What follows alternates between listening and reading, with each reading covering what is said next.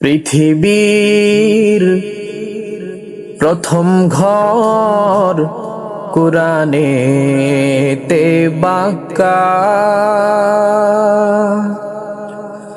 বন্ধুর নামে মিম দিয়ে করেছো মক্কা।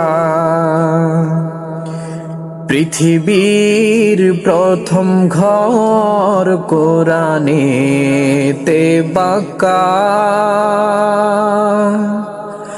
বন্ধুর নামে মিম দিয়ে করেছো মক্কা।